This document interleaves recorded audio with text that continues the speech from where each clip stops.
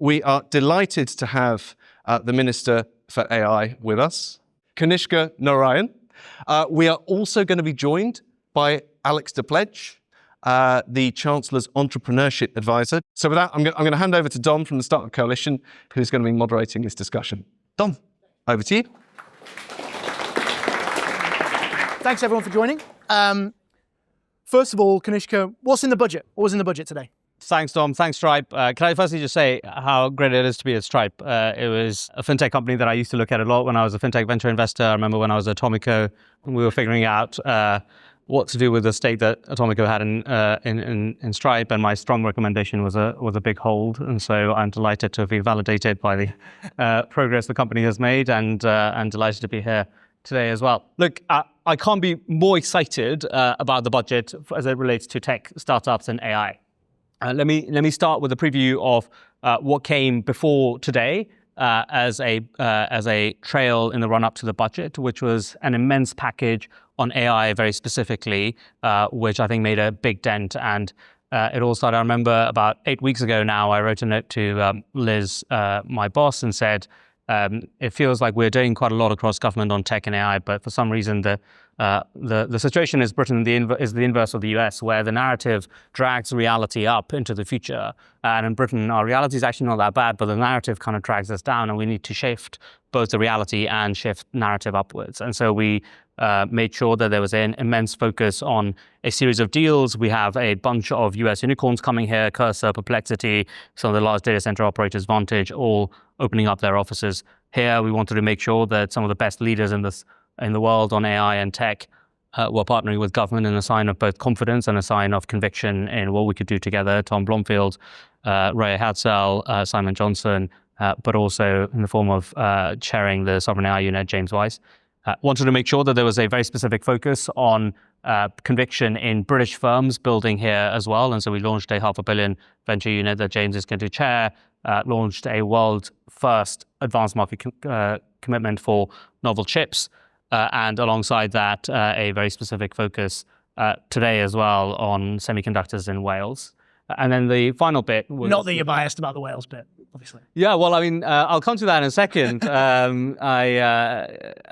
third thing, which is really critical, was that it felt like Britain could really lead the world in saying AI is going to be critical to the future of the economy, but it is going to be critical not only by creating slop, but by pushing the frontiers of science. And so we published an AI for Science strategy with a bunch of funding associated with it, a mission as a country to discover new life-saving drugs, and a bunch of associated initiatives on autonomous labs, data and compute, as well as talent. And as a sign of validation, it was nice to see the US launch it 2 days later with effectively a very similar content base as well. And so across the board, investment deals, a bunch of talent coming in telling us how we can partner together, a very specific direction in terms of science was critical. But the thing that was most fundamental, which was very close to my heart, both then and in today's announcements, was this revived sense of the history of innovation and innovation's geography in this country. When I thought about the fact that we announced the largest single infrastructure investment in the history of Wales 2 weeks ago, 10 billion, 5,000 jobs, AI, as well as SMRs firing up the future of North Wales together. That was a very proud moment for us. About 5 days later, we announced the second largest infrastructure investment deal in the history of Wales in South Wales, another 10 billion, 5,000 jobs or so, a huge compute cluster, as well as a bunch of funding for adoption as well. And the reason this is important is not just because it's really critical for those geographies, it's critical because of the wider strategic picture, which is that we have this amazing history of innovation spread across Britain, and I think we've forgotten it, right? And so we've forgotten the fact that James Watt in both Glasgow and Birmingham discovered the steam engine and then powered the modern industrial revolution. We've forgotten that Belfast was the linen capital of the world in the 19th century, powered an industrial boom. Harry Burley in Sheffield discovering stainless steel, a versatile and robust material that powered manufacturing and medicine. We've forgotten the range of innovations that have meant that each part of this country has changed the world before, and that each part of the country can change the world again. And so today's budget announcements are really primarily about that lens of including as many people as we can in the frontier of technology through expanding stock option share incentives so that more workers can have a stake in the future of this economy, by making sure that funding through VCT and EIS is expanded so that people and kids in South Wales and the north part of Scotland and England are all able to feel like they have the funding to be able to power the future of innovation. But also a deep understanding that, yes, despite the most difficult of fiscal circumstances, we want to make sure that there's a clear argument running through the budget on the growth driver. And that growth driver is the future of technology and the future of energy-enabling technology running together as well. And that's why, in particular, the Prime Minister's announcements on endorsing fully John Fingleton's review on nuclear was a really important part alongside the very major energy package we announced last week for AI growth zones as well. So the way I think about it is huge investments, tons of people coming in with great credibility, focus on sovereignty, focus on science, but at the heart of it, there's a very critical argument that the future of growth in this country has to be urgent, has to be spread across this country, and it is now backed by very robust material policy changes as well. I'll tell you what, why don't we come to you now, Alex? You've come straight off the radio. I appreciate it.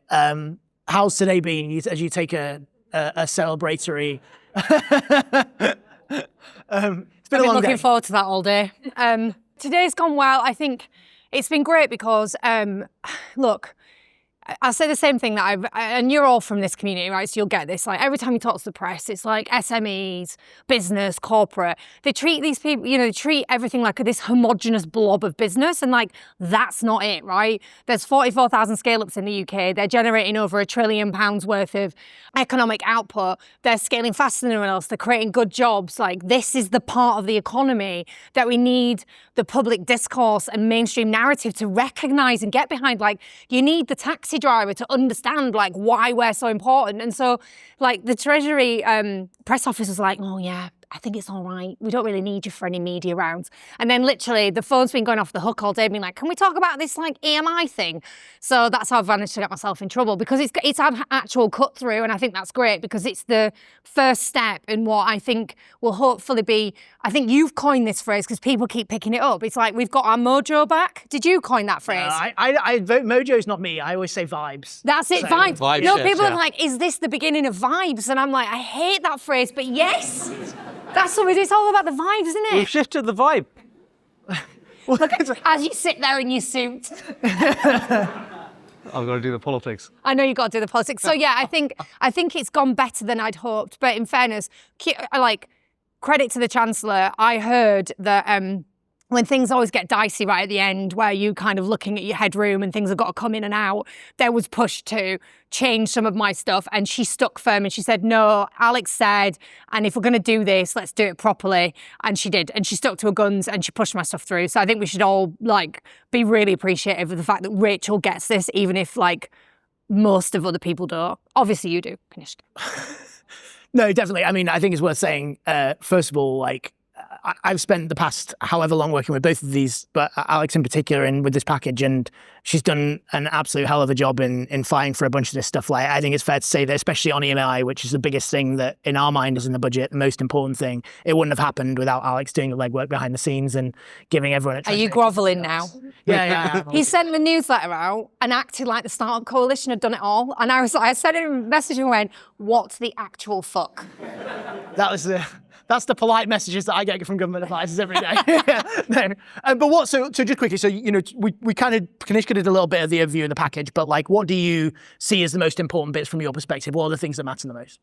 So for me, I was really clear that I wasn't going to focus on startups because I think we've got like a fairly decent regime. And how are you defining startups there? That's like super early. What's the... Seed and Series A, like we've got a healthy VC like network, we've got deep talent pools and the incentives at CIS and EIS are like relatively okay. I give it like an 8 out of 10. Is there stuff to do? You're all going to talk to me about the ASA long stop and SCIS, of course, right? But in terms of like what's going to move the needle on this economy, it is that when you get to like 10 million in revenue, or you need a 10 million pound or a 20 million pound check, you don't have a lot of options. Most people get on a plane to the US, or they sell too early, or worse, they enter the valley of death and die. And I know because I've been there twice myself. So that's where I knew I needed to focus, and I needed to focus on two things. One, access to capital. So how do we get more money into the system? And the big myth of the UK right now is that we have a capital problem. We do not have a capital problem. We have a capital allocation problem. Our money is in our houses and it's overseas. That's the problem. And that all started in the mid-90s when we changed the defined benefits pension schemes to defined contribution. And you saw a flight of capital from UK equities. So 60% of pensioners' money used to be in UK equities and riskier funds. It's now 6%. Like, when people talk to you about the productivity problem, that's the problem. We don't have that investment going in. And so if we change that and we open up the pathways for pension to flow, we've got more than enough money to do what we need to do. And that's good for pensioners, right? Because VC firms, top quartile VC firms in the UK return 23%, right? It's exactly the same as the US. We just need more of it. So we have all the building blocks. We just haven't put the pieces together. So I have a little plea. So keep talent, EMI, we need it. You guys need, I'm sure not all of you are founders, like you want to feel meaningful stake in these companies. The average kind of scale up is 15 years old, so 10 years is, we're kneecapping you guys. So get that in, open up pathways, which is the VCT, EIS stuff. It's getting the BBB to agree to mint 10 new Series B funds, because then you've got double the amount of funding in there. But that's not it, right? There's so much more to do. And so what I'd really encourage you to do is read the prospectus. There's a call for evidence in there.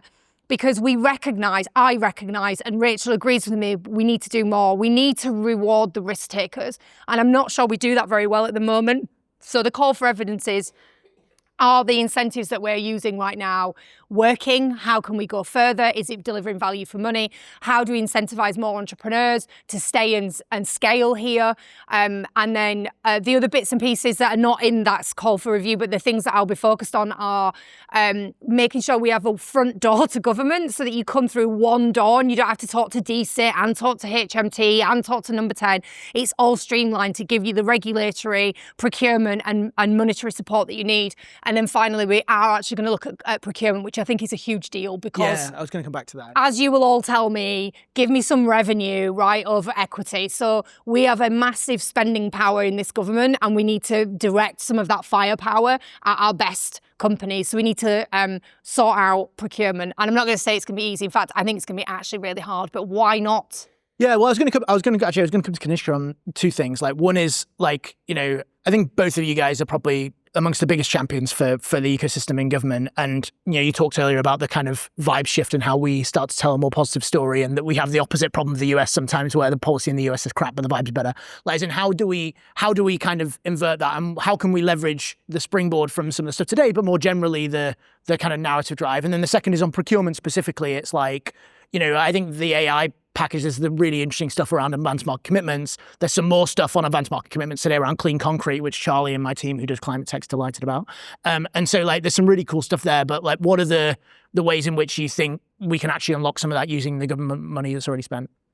Yeah, that's great. So I think the narrative thing is really, really important. One of the things that was amazing was when we launched this huge 25 billion AI package last week, we had a bunch of people. I had a bunch of people from the White House. The head of the AI labs at Stanford basically tweeted out saying this is the most advanced level of policymaking in AI globally. The UK is killing every other country on it. But there are very few UK founders who do that. And then, as I say, 3 days later, the US launched a kind of AI for science strategy, basically saying what we were saying, obviously with a bit more fiscal might behind it, given the scale of the US. Every founder piled in. It was Lisa Su, AMD, OpenAI, everyone piled in, this is the greatest thing. And it's genuinely very good. And we did a very similar thing 3 days prior. And so there's this whole thing where, because we've had this long history over the last decade and a half, but actually much longer still, of not just flat productivity, but also very low levels of investment in tech. And exactly to Alex's point, the sense that this part of the economy has not been appreciated as the driver of progress and prosperity for everyone in this country, and not just for people in this room. Because of that, I feel like there's a big disconnect between the political relevance of this agenda up till now, and at the same time, the understanding of politics in this context. And a huge part of it is to bridge those two things, to build trust, so that together, when we do things right, we can tell that story together, and we can tell a national story of why this is a collective mission.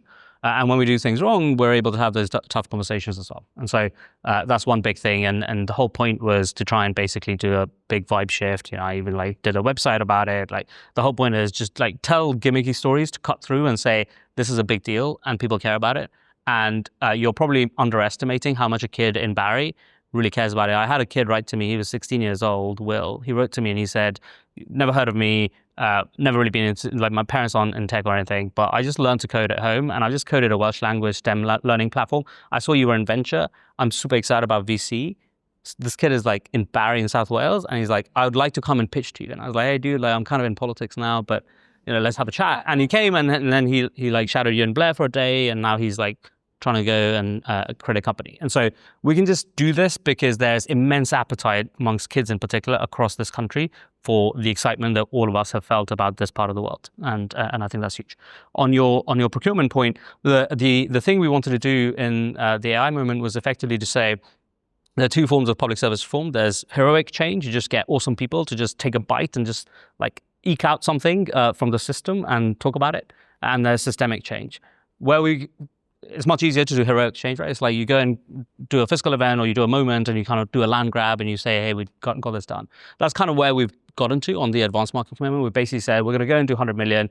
We're going to design it in a very thoughtful way to basically say, as you unlock incremental technical risk, you'll unlock revenue on the context, effectively to align it with stage financing. And so you can go and raise a ton of money out of it. The next and big step for us, both in DCIT and way beyond DCIT, would be to actually unlock core procurement budgets rather than just the kind of innovation side left or the AMC kind of part of it, which ends up being a small but really meaningful part still. And that is much harder because exactly as Alex says, that's partly about getting the value for money thing right by the Treasury. We're in a very fiscally constrained space, right? But I think it's very possible to do that. And the way to do it, I think in part, is for us to be able to build a much stronger interplay between what government demands and what people can supply. And the front shop window point is really, really critical. We're trying to do a big concierge service in DCIT, but clearly all of government doing this in a way more effective way, and in particular departments like the MOD doing this in a very effective way would be the biggest unlock that we can get. Yeah, Alex, I don't know whether you want to kind of talk about, you sort of, when we've spoken about it in the past, you see procurement as the next big thing after the sort of work that you've done on the budget package, but a little bit of reflection on that, and anything else in the package you think's worth sort of highlighting that we haven't covered off so far that you think's really important? Yeah, there probably is. My brain's just totally fried.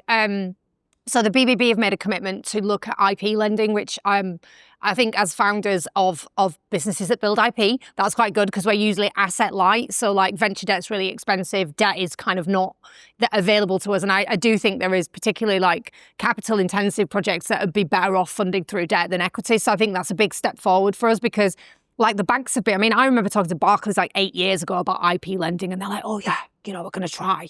And they still really haven't got a product to market. So it's now we're going to try. So I think that's big. And we're looking at non-competes, try to curb some of the excessive 2-year non-competes because that's not good for our AI or data sector. They're two little things that I think are really important as well as the AMC stuff. But I think on the procurement point, I just think that when you look at, we've given the British Business Bank 26 million, right? And there's a real 26 billion. There's a real danger with that we could end up crowding out money because we want them to be more commercial, take bigger bets. Because what the bank has typically done is try to patch up market failures, to move into space. And some of that still needs to happen, right? That's why we're working on sovereign AI, and it's amazing working with DCIT. I genuinely, DCIT's got the best people in it that it makes my job so much easier because we're talking the same language. Same with OFI, again, another department that I really enjoy working with. One of the ways that we make sure that doesn't happen, and there are lots of ways, but imagine the power of that public purse going into a company when we could also say, all right, we think you are strategically important to this country. You, what you do, let's say it's you. Here is 10 million. And also we're going to put you on our procurement framework so you can access the MOD straight away. That is really powerful because most of the reason that our health tech companies leave and go to the US is not because they can't raise the money. It's because the NHS makes them jump through about 1 billion different hoops to get onto their framework.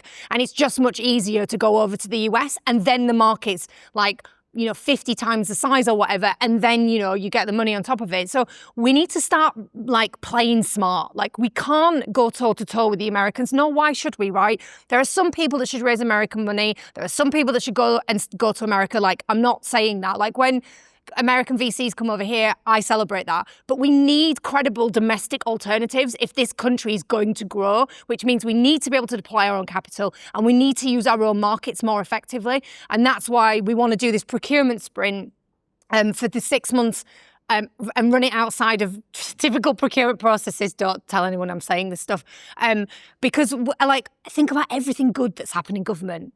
Vaccines didn't go through the normal routes, right? Like everything that for some reason, like in government, we try to basically make everything perfect and have no risk. And if you read the prospectus, what you will read in that prospectus is, if we expect you to take risks, then this government's got to take risks. We're not going to get everything right. Companies are going to fail. And I think that is what I'm trying to inject into the Treasury a little bit, is like this idea of risk taking. And do you know what? They're actually quite game. They're quite scared at the same time, but they are quite game for it. So I feel really actually quite positive about 2026. Good, that's very exciting. I think one final question before I'll spin it to the crowd for a couple before Kanishka has to get his flight. Where are you flying to? You're doing a countrywide. So I'm doing this tour, right? I'm going to 5 cities in 24 hours, basically selling what we've achieved on AI and tech in the budget. Where are you going? I'm going to Edinburgh tonight, Newcastle, Sheffield. I think we've ended up skipping Manchester, Belfast, and then Wales. And so amazing. Okay, so before you have to spare, my one final question is, look, the reality is the stories in the papers tomorrow will probably be like tax rises, it's all terrible, it's all a disaster. There is this real challenge, isn't there, of how you balance that sort of what the line might be that comes out of the budget day, and then the things that we see, and we had our newsletter out, and we didn't give Alex all the credit she very rightly deserves. As in, what we did say is actually, broadly speaking, there's a bunch of measures in there that we think are pretty good for the community.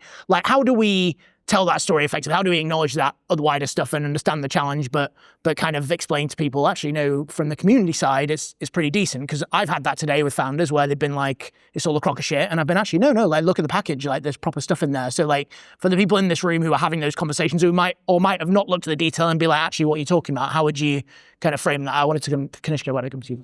Well, I think this is really important because one, when we do things that are good and people recognize that in the public context, that creates political space for people to keep doing a lot more next time round. And so there's hopefully a bunch of things that you think have been good things that we've done today and over the course of the last couple of weeks. If you feel that, please say that in your WhatsApp groups, in your public context, if you feel comfortable.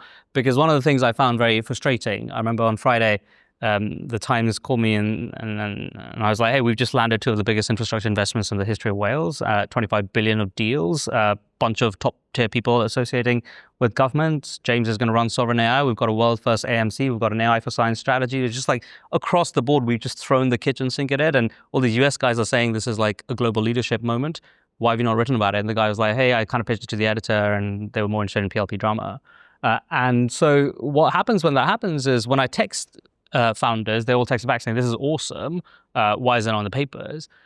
Well, part of the way we create this is by creating a demand side of people who care about this stuff. When it goes well, talking about it. By the way, if there are things that have not gone well, you should also put pressure on us publicly alongside it. But if you do that in a more balanced way, by recognizing what has gone well and hopefully praising the Chancellor and Alex and others for kind of putting their conviction and their political capital behind it, it just creates huge political space for us to be able to go way further on this agenda. And so I think if I had one ask of everyone in this room, it would be that each of you has a huge role to play as outsized influencers in this wider ecosystem to shape a sense of what we believe in together, which is that this is a deeply important part of the economy. It's a part of the economy that is being increasingly recognized by government as important in a context of huge fiscal stress. We have put our weight behind tech and AI.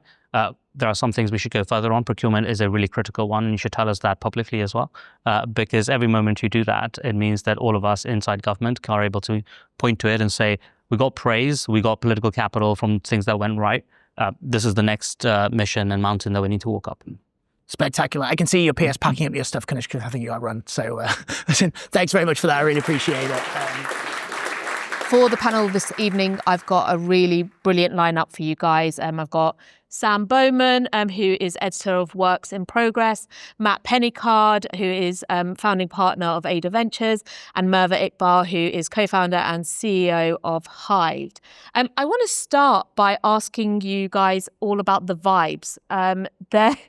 The Chancellor clearly thinks that she's done, enough to sort of shift the dial on this, and Kanishka was very buoyant about this. But I mean, from what you saw in both the budget package, but also the AI package that we saw last week now, there does seem to be sort of like momentum is on our side. So, I mean, is this enough to shift the vibe? And are you feeling a lot more positive? Sam, how about I start with you first? No. It's like the most miserable budget of my entire life. It's very nice to see people feel optimistic and happy about this, but really it was I think there was a story in the New Statesman yesterday that said that the leak that they had done, that they were going to raise income tax, was apparently planned so that they could then announce on budget day that they weren't going to raise income tax after all, and have a good news story for that day. And it does sort of feel like the only good news is the stuff that they said they might do that they aren't doing, like the exit tax. And bravo to the Startup Coalition for doing that. I really, really think that was amazing work. But for context, in 1990, 3.7% of taxpayers were higher rate taxpayers. In 2020, so only 5 years ago, 7.5% of taxpayers were. By 2029, so in 4 years, 17% of taxpayers are going to be higher rate taxpayers. So fiscal drift, which is just holding the bands constant and letting inflation push people into the higher rate, the 40, but really 42p rate, is more than doubling in the last in 10 years the number of people who are facing those really high marginal tax rates. The number, it's really worth bearing in mind the scale of spending increases and tax increases, and a little bit of borrowing increases. So by the end of the Parliament, we're going to be spending £96 billion more every year, just based on the last year and a half of budgets. Who knows what's to come? And we'll be taxing £79 billion more. So that's about 2.7% of GDP increase in spending, and slightly less than that in tax raising.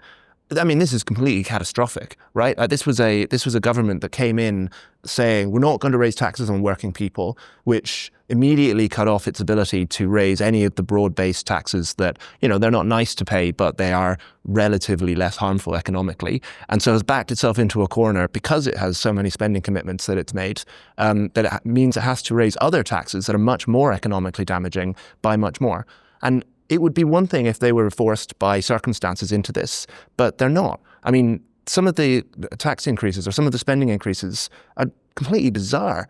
The railway ticket freeze, they were advertising that this will cut £315 a year from the railway fare paid by somebody who commutes from Milton Keynes to London. Why is that a priority? I don't understand. I literally don't understand. The vast majority of people who use railways are people who are relatively well off and live in the southeast. If you are going to spend money on infrastructure, for example, or transit, then people who take the train to work every day are not the people you want to help. The thing that really matters, all of the stuff, ultimately it was a bit of a damp squib of budget. There was nothing completely terrible. There were a couple of good things that, I'm happy to go into the 3 semi-good things at some point so that I'm not a total downer. But all of this is the shuffling deck chairs, because as long as economic growth is stagnant, this is the world of degrowth. We have lived in a degrowth country for 15 years. The most important announcement by far was the non-announcement on the Nuclear Regulatory Task Force. Energy is one of the 3 really big supply side things that the UK is in a really, really, really bad position on. And the Nuclear Regulatory Task Force came out with an excellent report earlier this week that proposed, I think it was 47 recommendations, which really would be transformative. And I had been very, very optimistic and very hopeful that the government would say that it would be adopting this report and implementing it. Instead, they ended up doing kind of the mother of all fudges, where the written speech said, we accept the principle of all of the proposals here and we plan to implement them. The Chancellor herself didn't even say that. She just stood up and said, oh, I really like the report. It's great. Anyway, thanks very much. We'll move on.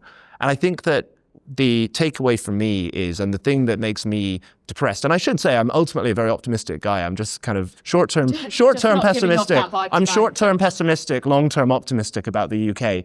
And the reason to be pessimistic isn't that they've raised this tax or that they've increased this spending. Reasonable people can disagree about that. It's that they seem totally incapable of doing any supply-side regulatory reform. Like, they seem completely incapable. They seem paralyzed and unable to do any of the changes that would be needed to drive economic growth. And if that's true, then we're just going to see more and more budgets like this, and we're going to feel like we're circling the drain until something changes. I think the nuclear point is really well made, and I think actually what we heard from Kanishka this evening is a little bit, a bit more positive than what we heard from the Chancellor at the dispatch box, which was, fully endorsed. So again, we're talking sort of specifics on language, but we will see on that point. Matt, take us up a notch, please, for the love of. Yeah, I think these things can get pretty boring. That was very impressive, by the way, amazing analysis. But I'd call bullshit on the vibes is what you asked about. And I think you can use data to prove a narrative.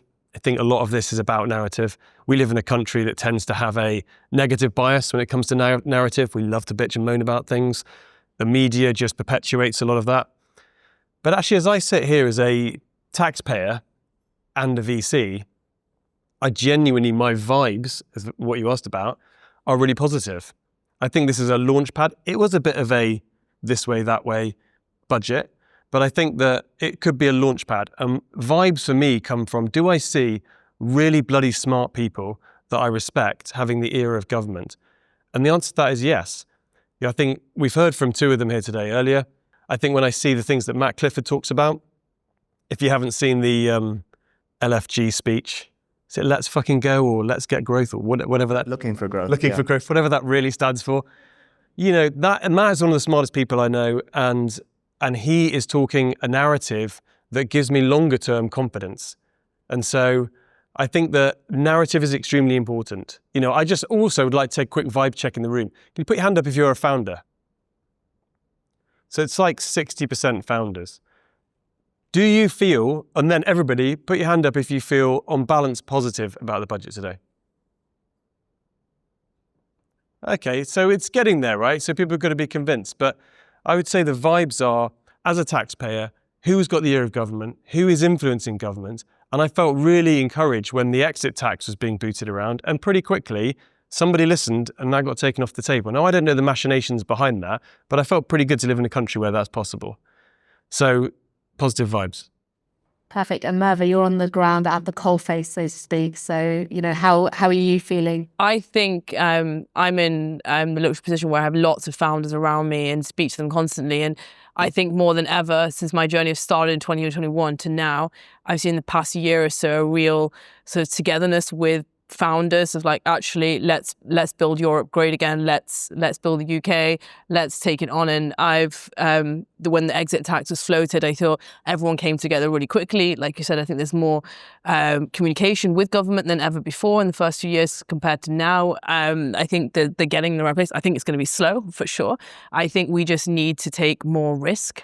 Generally, I think the growth will come from entrepreneurs taking risks and building great companies, and then hopefully listing here as well. And I think anything we can do to continue that is just going to benefit the UK. So my whole thing is just about, culturally, because I spend a lot of time in the US, because obviously the US is the biggest place for startups. And I always think about what are they doing right and what can the UK do better? And it's just that culture. It's the appetite of taking risk, later stage founders who have IPO'd, who are successful, then reinvesting into early stage founders and building that ecosystem up. And so if we lose a lot of companies to not listing here or exiting, that's going to be detrimental, because you need those entrepreneurs to reinvest to build up the ecosystem. So generally quite positive, but that's maybe I'm a bit in a small echo chamber of just speaking to founders constantly who are just building great businesses. But I think there's a huge sense of let's make sure we build great business in the UK, and how can we actually work with the government to actually make change. And they are listening. I've had lots of conversations this past year with lots of them who are trying, maybe not quick enough to what we want, especially as startup founders who are running at the pace of 100 miles per hour and executing really quickly. It can be sometimes quite frustrating when you see how long it takes to actually deliver the budget and then get it out, etc. But generally, I'm always optimistic. I think one of the things that I was pretty shocked by today is essentially, the Chancellor stood at the dispatch box and rattled through the usual sort of suspects, cost of living, NHS waiting times, and just went straight to our community next. She said, growth doesn't appear out of thin air. It's built by founders who bet on an idea. It's firms breaking into new markets and developing new technologies. And I think we heard from Alex tonight, like there is a real sort of shift in focus to that sort of scale up capital. And so Merva and Matt, maybe I can come to you on that. Particularly, I guess, Merva, from your perspective, you raised a very impressive 42 million Series B earlier this year. You're growing, you're in 8 new cities this year, you're adding to your headcount. So hopefully EMI is going to help you, like the sort of like new thresholds there. But where, do you feel sort of confident that you can continue to build here in the UK and grow here? And then Matt, to you, sort of like the same question, particularly when you look down to your portfolio. I think good question. I think there's no doubt that there is definitely a scale-up capital gap here, for sure. Compared to the US, there's a lot more deeper pockets. I definitely am more confident. I think the British Business Bank announced a lot more funding for late stage.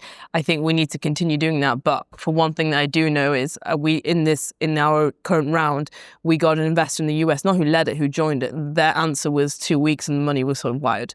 In the UK, it's like 3-4 months of deep due diligence, and it's just a complete different mindset. And so that's the problem we're also facing. It's sort of like just the execution and the pace, but also just the amount of capital. I think the UK is probably the third largest market in the world for, venture-backed startups, but the capital in the US it just dwarfs the UK. So I think there needs to be a lot more in that scale up. And I think there's a lot of great things in the early stage, like you have the EIS relief, etc. But that goes to a lot of early stages and companies that we're not sure if we're going to make. We really need to invest a lot more capital, a lot deeper pockets into the scale-up companies, because they're the companies that are already building, jobs, bringing it hopefully back into the environment. So it is a lot trickier to raise, larger rounds in the UK, definitely compared to the US. And I have first-hand experience of working with the US, how much quicker it is than compared to the UK, unfortunately.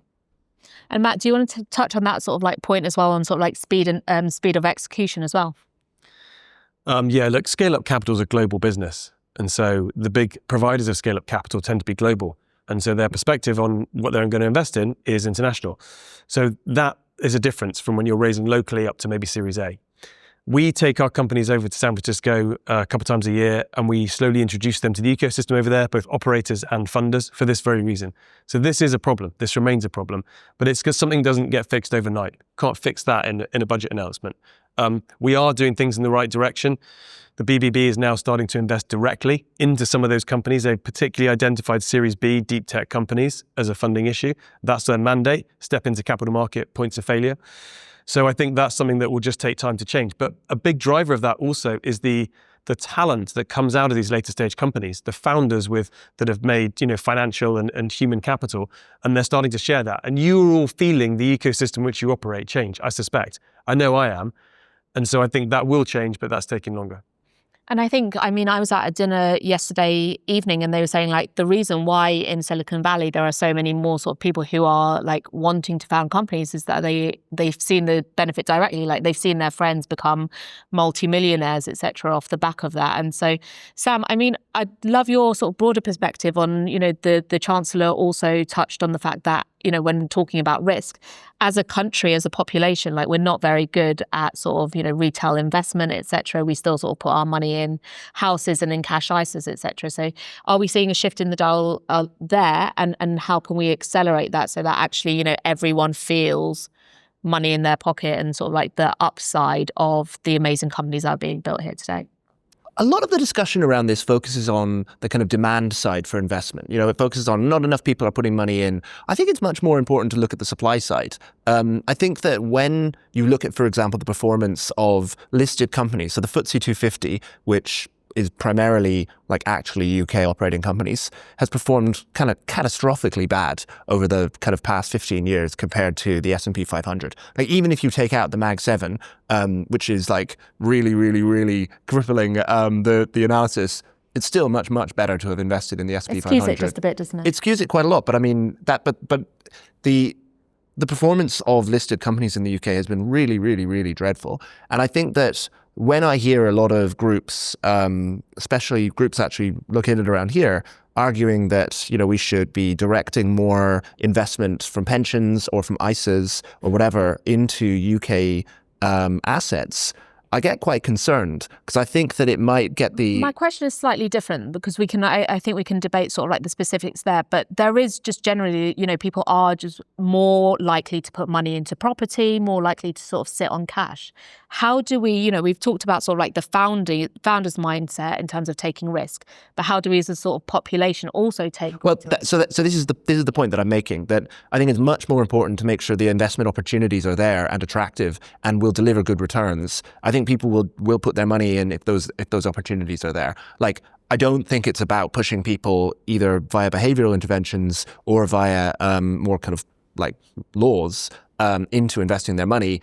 I think that the idea that culture is upstream of this stuff, I think is probably not, in fact, the way it works. I think it's much more likely to be the case that when the money is there, maybe initially the money will come from international funds and there is a lot of money internationally around, but I think it's much, much, much more likely that people are going to become risk-taking and going to be willing to take money out of cash savings and put it into more kind of high-risk investments if those high-risk investments are going to deliver them a good return. And so far, historically, since 2010, that has just not been the case in the UK. So that means that we should be focusing much more on how do we make sure there are lots and lots of opportunities? How do we reduce costs, make sure there's a lot of access to talent, make sure that it's very, very easy to set up a business, and that the input costs, things like energy, things like labor, things like property, are cheap enough because they're plentiful enough that you can have loads of bets and that you can have businesses that when they do have a good bet can scale up and can make a lot of money. Then in that case, I don't think there'll be a shortage of people willing to put their money in. It might come internationally at first, but if it's there and if it's delivering a good return, I don't think we're going to need to convince people to take the money out of a cash ISA and put it into a stocks and shares ISA. I think they'll do it because the money will be there. I hope so. Merva, I'm going to stick with this sort of theme of like risk because it seems to be the theme of the budget and even in the Finkelton review, he talked very much about how we sort of are very willing to punish risks but not reward success. And when you think about how you were starting out, that's a huge risk. You took a bet, right? Like, is there anything that you saw in the budget today or that you would love to see in sort of like the prospectus that Alex talked about that would help encourage sort of like the next generation of entrepreneurs to sort of take that risk and make that bet? I don't know if it's anything in the budget, but I think it's in Finland maybe. I can't remember where. I'm not sure if this is, but there's something of like if the startup founders fail, there's like an unemployment sort of, Denmark, right? There's like an unemployment something. And I remember that was the main thing that on my mind. Luckily, I was just too risky to kind of do it. I started the company when I was 24. I didn't really have any money. My parents were like, what are you doing? I got a job in consulting. They were like, take it. I was like, no, I want to start my company. And they were like, right, we're not going to give you any money just to, just figure it out yourself. And the only thing I thought about in my head was just like, what if everybody I spoke to, friends, family, everyone was like, but what if you fail? And I was like, well, I'll just figure it out. I'll just get a job, right? But I was lucky enough to kind of have that confidence, but I know a lot of people don't. And I think something like that would be quite cool. But I don't know if that, is possible. And just, I think just as a culture, as a society, just embrace failing a little bit more. Like the press is so negative, everything's so negative. Just in the US, you get praise if you're a second or third time failed founder. Another investor will bet on you again because, okay, you've done it 2-3 times.